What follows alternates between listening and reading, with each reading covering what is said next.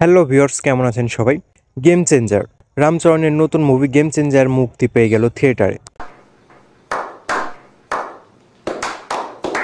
তো কেমন ছিল মুভিটি, এটা সম্পর্কে স্পয়লার ফ্রি ছোট্ট রিভিউ দিব।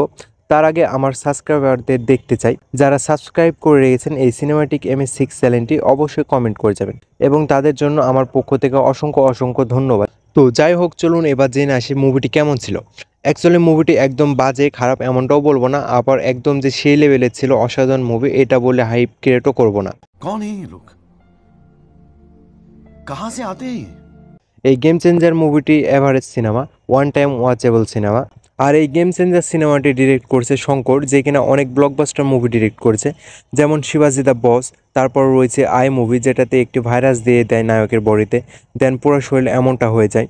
আরও অনেক মুভি রয়েছে, বাট কিছুদিন আগে সেই শঙ্করের ডিরেকশনে তৈরি হয়েছে all time worst movie Indian 2। তো আমি ডাউটে ছিলাম এই গেম চেঞ্জার মুভিটিও কি একদম বাজে হবে নাকি এই ইন্ডিয়ান 2 মুভিটির মতো। তো এখন দেখলাম না, খুব একটা বাজে ছিল না, অ্যাভারেজ ফিল্ম। বাট থিয়েটারে গিয়ে দেখবার মতো তেমন একটা নয়। আবার থিয়েটারে গিয়ে দেখেও অনেক এন্টারটেইন হবেন যদি জিরো এক্সপেকটেশনের সাথে যদি যান সিনেমা হলে।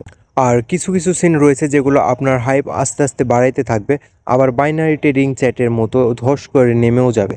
আর মুভিটির মধ্যে কিছু কিছু ডায়লগও রয়েছে যেগুলো একটু ডিপ, বাট সব থেকে খারাপ লেগেছে যে বিষয় সেটা হলো মুভিটির VFX। এতটা যে বাজে অবস্থা কি বলবো, মুভিটির মধ্যে যেখানে যেখানে VFX এর ব্যবহার করা হয়েছে সেখানে সেখানে আপনি নোটিসও করা লাগবে না। আপনি যদি ঘুমের মধ্যে দেখেন তাইলেও বুঝতে পারবেন যে এটা VFX দিয়ে করা। ফের যাই হোক, ইন্ডিয়ান সিনেমার কাছে এটা নতুন নয়, এটা নর্মাল।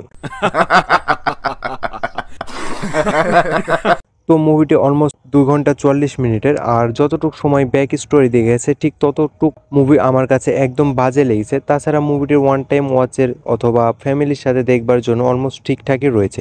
18+ সিন নেই, ব্রুটাল সিন নেই, আপনারা চাইলে মুভিটি ফ্যামিলির সাথে দেখতে পারেন। তো ভিডিওটি এ পর্যন্তই, সবাই ভালো থাকবেন, সুস্থ থাকবেন, ধন্যবাদ।